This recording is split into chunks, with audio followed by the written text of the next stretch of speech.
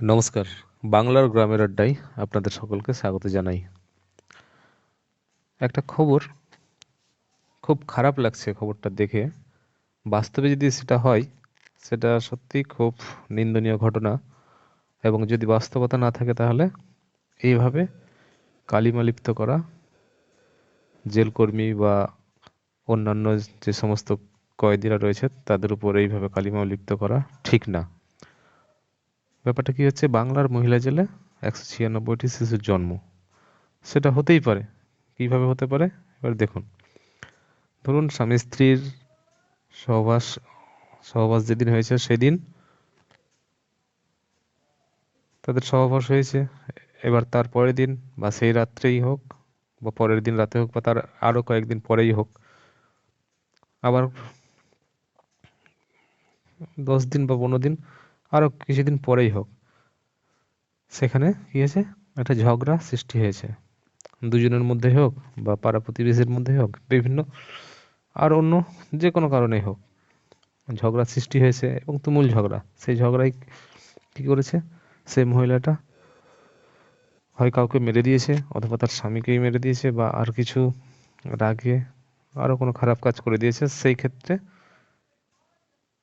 ক্ষেত্রে কি হয়েছে, ওই মহিলাটা যখন ওই ঝগড়ার মধ্যে কারো কোনো ক্ষতি করে দিয়েছে, তাহলে কাউকে মেরেই দিয়েছে রাগে।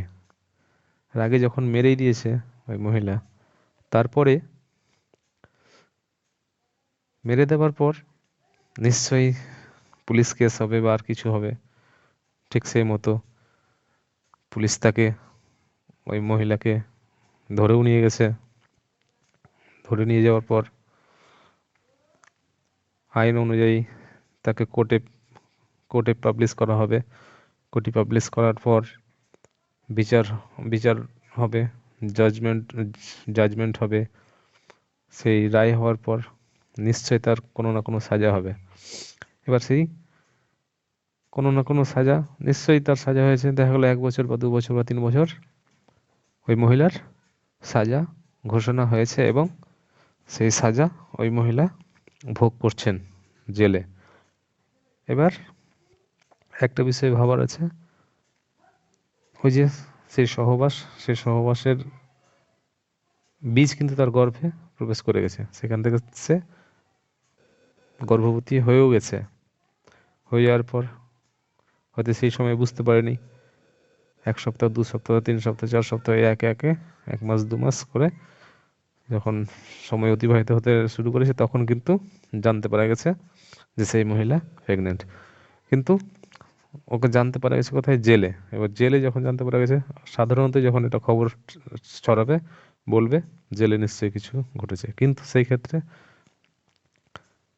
জেলের যে কর্মীরা রয়েছে সেই কর্মীদের অনেকে দোষারোপ করবে যদি ছেলে কর্মী হয়। আর নিশ্চয়ই মহিলা মহিলা জেলে ছেলে কর্মী থাকবে না, জেল কর্মী থাকবে না। সেক্ষেত্রে বাইরের কোনো পুরুষ জেলেও অ্যালাউ হবে না আশা করি। তো কারণটা ওই মহিলার গর্ভবতী হওয়ার পেছনে তাদের সেই সহবাসকেই দায়ী করতে হবে। সেই সময় তারা ভালো ছিল, সেই সময় একটা সঠিক সময়ে তাদের সহবাস হয়েছিল হয়তো, তাই সেই মহিলা গর্ভবতী হয়েছিল। এবার আমরা কি করছি, আমরা তার নেগেটিভিটিটা আগে ধরছি, যে জেলেও মহিলা সুরক্ষিত নয়। এটা একেবারে ভুল ধারণা। আমার মনে হয় এটি একেবারে ভুল ধারণা।